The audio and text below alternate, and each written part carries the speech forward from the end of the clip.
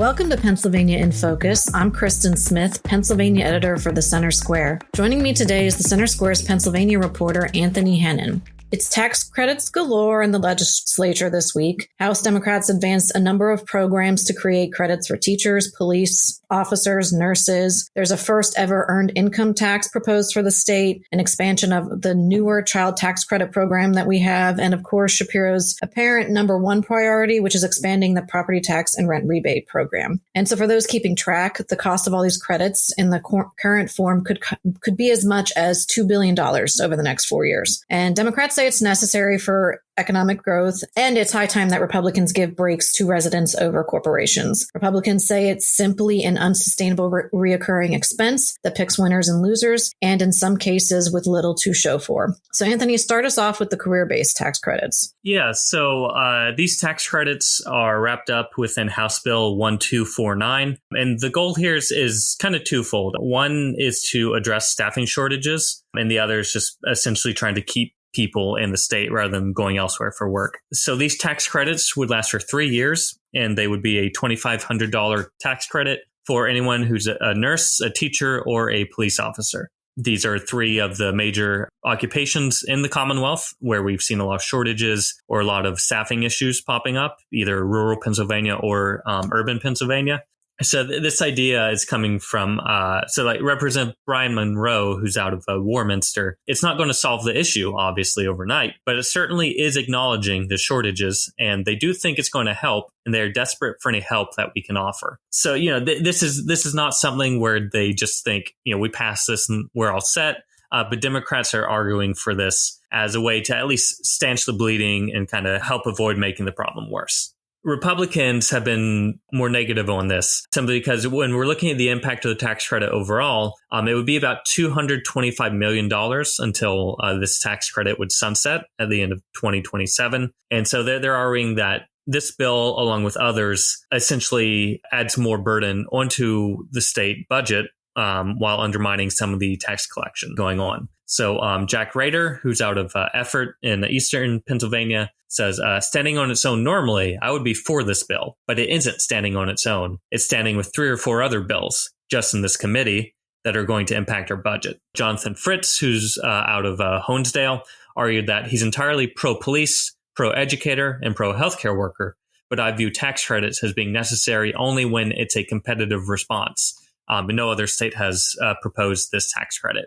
So there's some opposition within the House Finance Committee, though the bill advanced through the committee anyway. But yeah, this is one of those back and forth things of Democrats trying to tinker in one way and Republicans opposing it in another. So yeah, I think overall, when we're looking at this, it's a $2,500 yearly tax credit, which I'm sure anyone would appreciate to have. But when we are looking at those kind of macro bigger issues, I don't think it'll have a major effect. But there is definitely a fiscal impact, both for people who would receive it and on the state budget. So we'll see how that ends up advancing.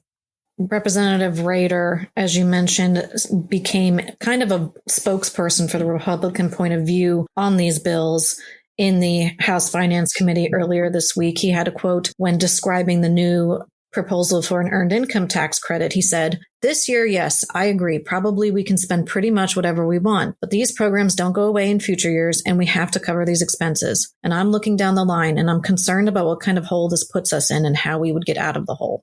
Again, a lot of these tax credits on their face and individually are something that could get broad support, including the EITC proposal. So for those who don't know, Pennsylvania is actually one of the few states in the region that doesn't offer a state earned income tax credit. And so this bill would create one that is worth 25% of the amount you get from the federal tax credit.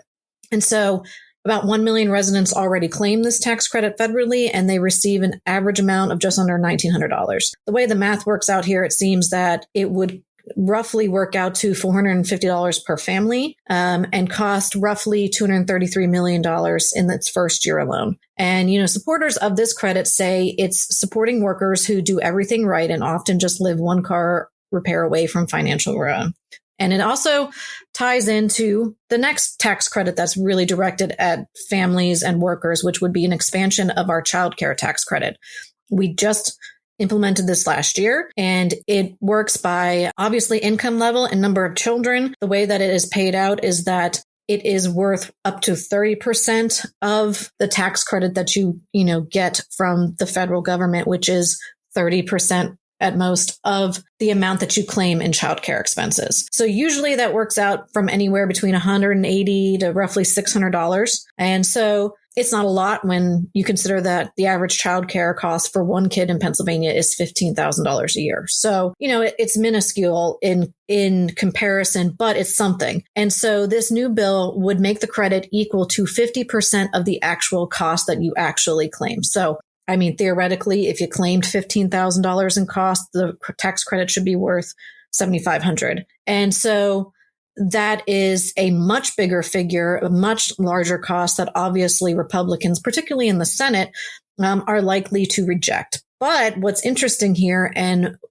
everyone should keep an eye on, is that one of the first words out of Kim Ward's mouth, who is the president of the Senate and the highest ranking Republican, is when she came off the floor after Shapiro had proposed expanding the tax credit, though he didn't really give details, she said that that was one of the top areas that they agree on. So it looks like there's going to be some kind of movement on this childcare tax credit. Will it be as generous as what's proposed here? Probably not. But if they had to pick among these tax credits, I think childcare tax credit is right up there as far as priorities. And then finally, which we reported on a ton, is the property tax and rent rebate expansion. It's worth reviewing again because there is likely a deal coming on this. Again, it won't be as generous as what Shapiro wants.